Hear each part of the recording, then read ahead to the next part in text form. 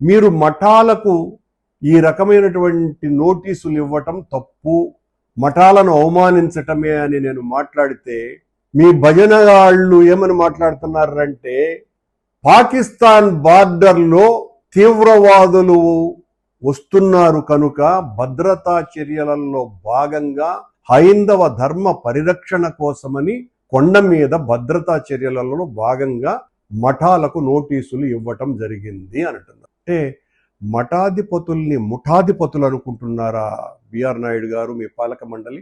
వాళ్ళు మోసేటువంటి కమండలంలో ఏమైనా రసాయనిక పదార్థాలు ఉన్నాయని అనుకుంటున్నారా? వాళ్ళ భుజాన వేలేటువంటి ఆ సంచిలో బాంబులు వేసుకొని తిరుగుతారనే భావన మీలో ఉందా? వాళ్ళ దండం, వాళ్ళు మోసేటువంటి పవిత్రమైనటువంటి దండం మీ దృష్టిలో అణ్వాస్త్రంగా కనపడుతోందా?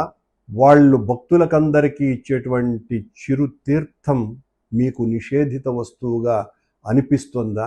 వాళ్ళ వెనక పరిచారకుడు తీసుకుని వచ్చేటువంటి కుంకుమ, విభూది, పసుపు ఇవి మీ దృష్టిలో నిషేధించబడ్డటువంటి వస్తువులుగా అనిపిస్తుందా? ఇలా వాళ్ళను అవమానపరచటం తప్పు అని నేను మాట్లాడితే పాకిస్తాన్ బార్డర్లో తీవ్రవాదుల ప్రవేశం జరుగుతూ ఉంది కాబట్టి మఠాధిపతులకు నోటీసులు ఇవ్వటం జరిగింది అన్నటువంటి మాట మాట్లాడేటువంటి ఆ మహాజ్ఞానులను మీ పక్కన పెట్టుకొని నన్ను తిట్టించడానికి వాళ్లను హ్యాపీగా వాడుకుంటూ తద్వారా వాళ్ళు పొందుతున్నటువంటి లబ్ధి ఎంతనో అందరికీ కూడా చాలా బాగా తెలుసు, ప్రపంచమంతా కూడా ఈరోజు.